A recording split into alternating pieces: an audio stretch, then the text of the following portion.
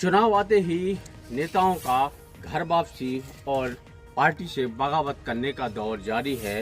रीवा में भी कुछ इसी तरह का मामला आया। अभय मिश्रा पूर्व विधायक हैं, भारतीय जनता पार्टी से रहे और वो बगावत करके कांग्रेस में पहुंचे। अब उनकी एक बार फिर घर वापसी हुई है।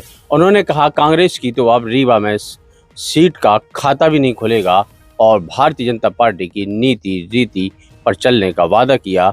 उन्होंने कहा कि भारतीय जनता पार्टी ने मुझे घर वापसी बुलाया, इसके लिए मैं संगठन का आभार प्रकट करता हूँ। ये आदिवासी हैं, ये हमारे यहाँ की बहुत बड़ी आदिवासियों की नेता हैं। ये सामान्य सीट से अभी जिला पंचायत सदस्य बनी है।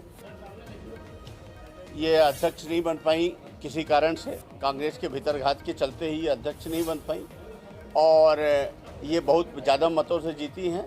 और ये हमारे यहाँ के जनपद के उपाध्यक्ष हैं भोले तिवारी जी, कांग्रेस पार्टी के हैं और जनपद अध्यक्ष भाजपा के ऑलरेडी से थे।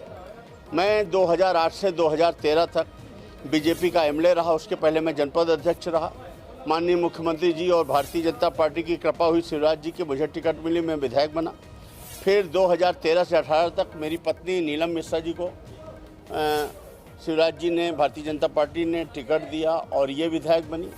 फिर इसके बाद 2015 से लेकर अभी 2022 तक मैं जिला पंचायत का अध्यक्ष रहा हूँ और मैं भूलवश या मान लीजिए हड़बड़ाहट में मैं समझ नहीं पाया और मैं पिछले 2018 वाले चुनाव में मैं कांग्रेस पार्टी में चला गया और मैं अपनी परंपरागत सीट सिमरिया छोड़कर रीवा विधानसभा से चुनाव लड़ा, जहां 12,000 वोट के ऊपर कभी कांग्रेस को नहीं मिले। वहां मुझे 52,000 वोट मिले, 52,000, किंतु मैं शुक्ला जी से चुनाव हार गया। और हारा तब मैंने देखा कांग्रेस पार्टी में पूरे के पूरे पार्टी के अंदर भीतरघात एक कल्चर, सब के सब भीतरघात करते हैं।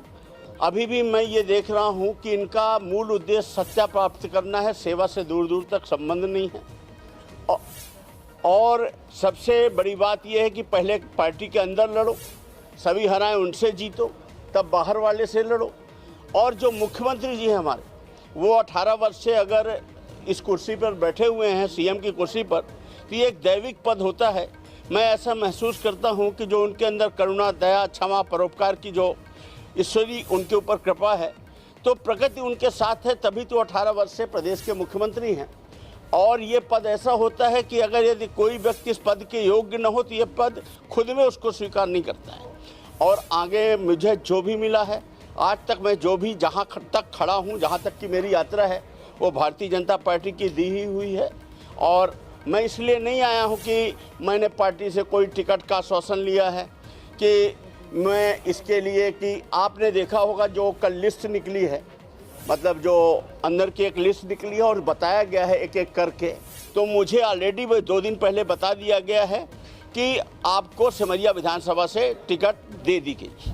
कांग्रेस पार्टी ने इशारा कर दिया मुझे, और मैं ये जानते हुए कि मुझे टिकट कांग्रेस पार्टी ने दे दी है, लेकिन मन की शांति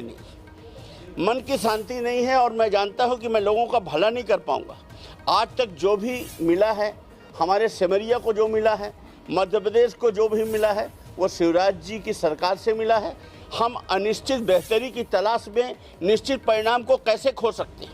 तो इसलिए मुझे लगता है कि भारतीय जनता पार्टी में ही सबका हित, प्रदेश का हित सुरक्षित है।